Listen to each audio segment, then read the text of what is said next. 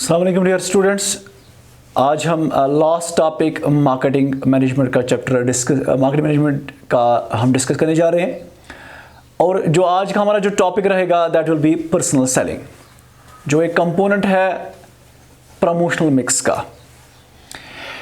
ये जो personal selling है ये सबसे पुराना लेकिन सबसे इफ़ेक्टिव टूल है मार्केटर के पास, जिसके ज़रिए से वो अपना प्रोडक्ट कस्टमर को बेचता है। ये एक ऐसी प्रोसेस है जहाँ पे एक मार्केटर, एक बिजनेसमैन या एक सेलर डायरेक्टली अपने कस्टमर के पास जाता है और उसको प्रोडक्ट बेचता है। या तो वो खुद उस कस्टमर को उस प्रोडक्ट के बारे में इंफॉर्मेशन देकर मोटिवेट कराकर उससे प्रोडक्ट खरीदवाता है, या वो अपने बेसिस पे किसी बंदे को रिप्रेजेंट करता है जिसको हम सेल्समैन के नाम से जानते हैं, अपॉइंट करता है, और वही सेल्समैन जो है वो मार्केटर का काम करके देता है। यानी वो अपने कस्टमर को, जो उसके पास आता है कस्टमर, उस कस्टमर को वो मोटिवेट करता है चीज़ खरीदने के लिए। तो गर्ल्स पर्सनल सेलिंग जो है ये एक पर्सनल फॉर्म ऑफ कम्युनिकेशन है, जहां पे फेस टू फेस कम्युनिकेशन होता है, कन्वर्सेशन होता है। एक होता है ऑनलाइन शॉपिंग पे आपको पता नहीं होता है कि चीज बेचने वाला कौन है, हमारे साथ बात करने वाला कौन है, लेकिन वहां पे वो इनडायरेक्ट होता है। वहां पे एक direct face to face communication नहीं होता है। वहां पे कोई मीडियम के जरिए आप किसी बंदे का चीज खरीदते हो। लेकिन जहां तक पर्सनल फॉर्म ऑफ कम्युनिकेशन है या पर्सनल सेलिंग है, यहां पे direct face to face communication होता है बायर और सेलर के दरमियान। या सेलर खुद आएगा जिसने वो चीज बनाया होगा, या अपने बेस पे वो दूसरा रिप्रेजेंटेटिव चुनता है जिसके जरिए से वो अपना प्रोडक्ट भिजवाता है।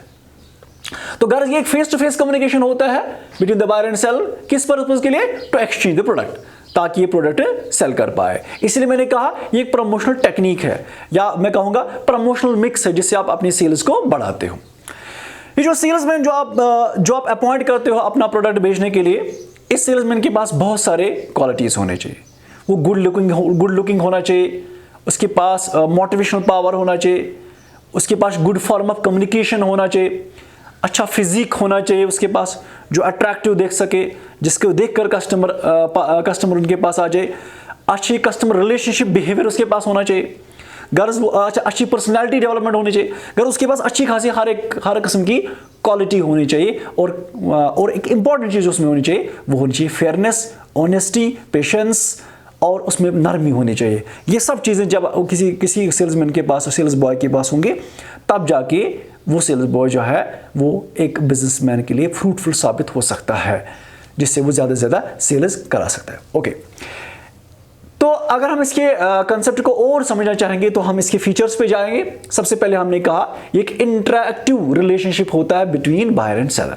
बायर और सेलर के दरमियान बाज़ाब्ता फेस टू फेस, जैसे आप देखो ना दुकान के पास बाज़ाब्ता सेल्समैन होता है। जब उसके पास कोई कस्टमर आता है, वो उस कस्टमर को अपने बातों से मोटिवेट कराता है, फलानी प्रोडक्ट अच्छा क्वालिटी प्रोडक्ट है, इसमें ऐसे ऐसे फीचर्स है, वो उसको बातों से मोटिवेट कराता है ताकि वो चीज़ खरीद सके। That's the form of the personal selling. Okay, तो सबसे पहले एक इंटरैक्टिव रिलेशनशिप होता है बिटवीन बायर एंड सेलर। इसके बाद जब ये इंटरैक्टिव रिलेशनशिप होता है तो एक रिलेशनशिप या बॉन्ड बन जाता है इस सेल्समैन और उस कस्टमर के दरमियान, या उस सेलर और उस कस्टमर के दरमियान एक बॉन्ड, एक रिलेशनशिप क्रिएट हो जाती है जब वो फेस टू फेस आपस में कम्युनिकेशन करते हैं। उनको आप एक दूसरे का मिजाज पता चलता है, उनको एक दूसरे का बिहेवियर पता चलता है, वो एक दूसरे को मतलब फ्रेंड बन जाते हैं एक दूसरे के। तो इस तरह से एक रिलेशनशिप डेवलप हो जाती है, जो कि ऑनलाइन शॉपिंग में, इनडायरेक्ट शॉपिंग में वो पॉसिबल नहीं है। तीसरा, डायरेक्ट फीडबैक आता है। अगर आपको कस्टमर को कोई कंप्लेंट होगी आपके प्रोडक्ट के हवाले से, वो कोई चेंज चाहता है आपके प्रोडक्ट के बारे में, वो तो डायरेक्टली आपके पास आकर आपसे कहते हैं भाईजान इसमें ऐसा है, इसमें ऐसा होना चाहिए, इसमें ऐसा कलर होना चाहिए, इसका प्राइस ऐसा होना चाहिए, इसका वेट ऐसा होना चाहिए, इसकी क्वालिटी ऐसी होनी चाहिए। गर्ल्स जो भी उसके पास फीडबैक होगा, ओपिनियन होगा, सजेशन होगा या कंप्लेंट होगा, वो डायरेक्टली अपने सेलर के पास जाकर कहता है। इसके बाद हाई फ्लेक्सिबिलिटी। हाई फ्लेक्सिबिलिटी का मतलब ये है, यहां पे जो सेल्स बॉय होता है, जो सेल्स मैन होता है, इसके पास नंबर ऑफ डिफरेंट टाइप्स के कस्टमर्स आते हैं दिन में। डिफरेंट मिजाज के कस्टमर्स आ जाते हैं, तो इसके पास हाई फ्लेक्सिबिलिटी होती है, वो अलग अलग कस्टमर को अलग अलग तरीके से समझा सकता है। जब आप एडवर्टाइजिंग कराते हो ना, जब आप एडवर्टीजमेंट कराते हो, आप एक पर्टिकुलर मैसेज देते हो अपने प्रोडक्ट के बारे में आम ऑडियंस को। किसी ऑडियंस को वो पसंद आएगी या किसी ऑडियंस को वो उसके टारगेट के बाहर जा सकती है। सपोज अगर आप हाई प्राइस प्रोडक्ट्स बेचते हो तो इसको खाली इसका टारगेट जो है हाई इनकम वाले पीपल है। लेकिन अगर आपके पास कोई लो प्रोडक्ट है या उसके आपके पास हाई प्राइस प्रोडक्ट्स भी है, मीडियम प्राइस प्रोडक्ट्स भी है, तो इन तीनों को एडवर्टीजमेंट कराना एक मुश्किल काम सा है। इसलिए यहाँ पे क्या करते हो, यहाँ पे आपकी हाई फ्लेक्सिबिलिटी है। जो सेल्समैन होता है इसके पास दिन में अच्छा कस्टमर भी आ सकता है, जिसके पास अच्छी खासी इनकम होगी, वो हाई क्वालिटी चाहता होगा, उसको भी उसके साथ भी डील कर सकता है। बीच में कोई लो इनकम वाला कस्टमर भी आ सकता है, वो लो क्वालिटी का भी मांग सकता है, उसके साथ भी ये डील कर सकता है। इसी तरह मीडियम वाला तो उसके साथ भी। इसलिए मैंने कहा ये हाई फ्लेक्सिबिलिटी है। यहाँ पे needs as per the needs and requirements के हिसाब से कस्टमर को समझाया जाता है और उसकी नीड को सेटिस्फाई किया जाता है थ्रू सेल्समैन के साथ। And now the last one, जो इसके पर्सनल सेलिंग में जो आपको एक चीज और याद रखनी, that is expert advice and guidance. यहाँ पे जो सेल्समैन होता है या जो सेल्स बॉय आप जिसको आप कहते हो, इससे आप एक्सपर्ट एडवाइस भी हासिल कर सकते हो। बीइंग ए कस्टमर, हमें हमेशा प्रोडक्ट की क्वालिटी के बारे में पता नहीं होता है कि कौन सा प्रोडक्ट, किस प्रोडक्ट में अच्छी क्वालिटी है, किस प्रोडक्ट में अच्छा या कौन सा प्रोडक्ट अच्छा प्राइस वाला है, ड्यूरेबल कौन है। गर्ल्स, ये सब चीज़ें जो है ये आप उसी सेल्समैन से हासिल कर सकते हो जो सेल्समैन दिन भर प्रोडक्ट के साथ डील करता रहता है। उसको पता होती है कौन सा प्रोडक्ट अच्छा क्वालिटी है, किसकी प्राइस रेंज अच्छा है, किसके अच्छे कमेंट्स आते हैं। तो यहाँ पे अपने कस्टमर को समझा सकता है, उसको गाइडेंस प्रोवाइड कर सकता है कि आपके लिए क्या बेहतर हो सकता है, आपके लिए क्या बेहतर बन सकता है, रह सकता है। तो यहाँ पे ये जो सेल्समैन है एक एक्सपर्टर का भी काम कर सकता है, अपने कस्टमर को समझा सकता है और उसके लिए बेहतर सजेशन एडवाइस दे सकता है, जिससे एक कस्टमर को फायदा ही हो सके। Girls, it was all about the personal selling. अब बात करेंगे इसकी इंपॉर्टेंस, इसकी क्या अहमियत है पर्सनल सेलिंग में, मार्केटिंग में। सबसे पहले एक इफेक्टिव टूल माना जाता है सेल्स को बढ़ाने के लिए, एक इंपॉर्टेंट लो कॉस्ट जिसमें पैसा कम खर्च हो जाता है, एक इफेक्टिव टूल माना जाता है पर्सनल सेलिंग। सेकंड, इसके अलावा कस्टमर अटेंशन बाज़ आता है, जो कि ऑनलाइन शॉपिंग में कस्टमर को अटेंड नहीं किया जाता है, मतलब कस्टमर के साथ वो रिलेशनशिप डेवलप नहीं हो जाती है, उसका ख्याल नहीं रखा जाता है। लेकिन यहाँ पे बाज़ाब्ता आप देखोगे, जब आप किसी दुकान में जाओगे वहाँ पे आपको बाज़ाब्ता एक सेल्समैन आएगा, जी भाईजान बैठे, ये आपकी चेयर है, आप बैठे, आप क्या लोगे, पहले आपको पानी या वगैरह कुछ कोल्ड ड्रिंक वगैरह पिलाते हैं। नई मार्केटिंग ट्रेंड है ताकि कस्टमर जो है बिल्कुल कूल रिलैक्स फील करे, सेटिस्फाइड फील करे। उसको खुश करने के लिए आप बहुत से टेक्निक्स अपनाते हैं कि आप कस्टमर केयर की फैसिलिटी यहाँ पे रखते हो, कस्टमर अटेंशन जिसको कहा जाता है।